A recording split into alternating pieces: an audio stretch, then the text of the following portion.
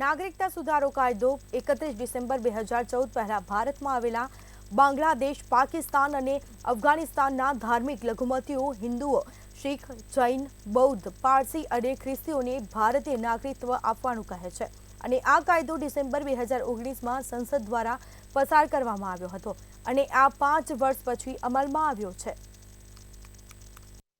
ભારત સરકારે તાજેતરમાં નાગરિકતા કાયદો લાગુ કર્યો છે। આમાં પાડોશી દેશ પાકિસ્તાનના ધાર્મિક લઘુમતીઓ પણ સામેલ છે। આવી પરિસ્થિતિમાં તેની એક અસર પાકિસ્તાનમાં જોવા મળી છે। આના કારણે પાકિસ્તાનમાં હિન્દુઓ અને શીખોની પ્રોપર્ટીની કિંમતો ઘટી છે અને ઘણા લોકો તેમની પ્રોપર્ટી ઓછી કિંમતે વેચી પણ રહ્યા છે।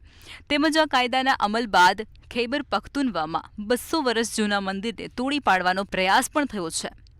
પ્રાંતના ગુપ્તચર સૂત્રોએ આ અહેવાલને સમર્થન આપ્યું છે।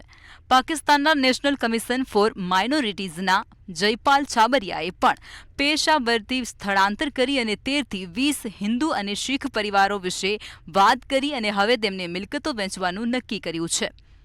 છાબરિયાએ જણાવ્યું હતું કે આમાંથી એક શીખ પરિવારે પોતાની 2 કરોડ પાકિસ્તાની રૂપિયાની સંપત્તિ 1.35 કરોડમાં વેચી દીધી છે।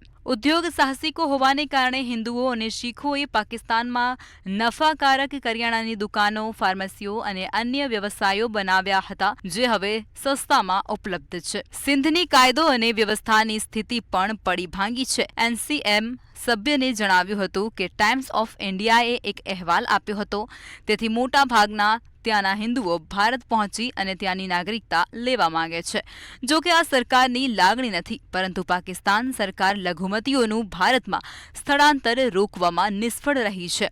પાકિસ્તાની મીડિયાએ પણ 2 સદી જૂના હિન્દુ મંદિરને તોડી પાડવાના પ્રયાસોની જાણ કરી છે। આ મંદિર કેપીકેના સ્વાબી જિલ્લાના રાજ્જર તહસીલના દગાઈ ગામમાં છે।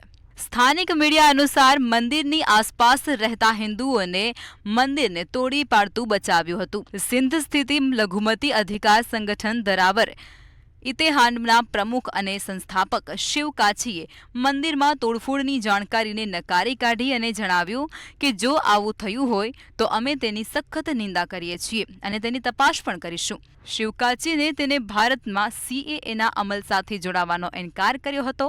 તેમણે કહ્યું કે ભારતમાં સીએએ લાગુ થયા બાદ પાકિસ્તાનમાં લઘુમતીઓ વિરુદ્ધ હિંસાની વાતો કોઈ સત્ય નથી। બ્યુરો રિપોર્ટ, મંતવ્ય ન્યૂઝ।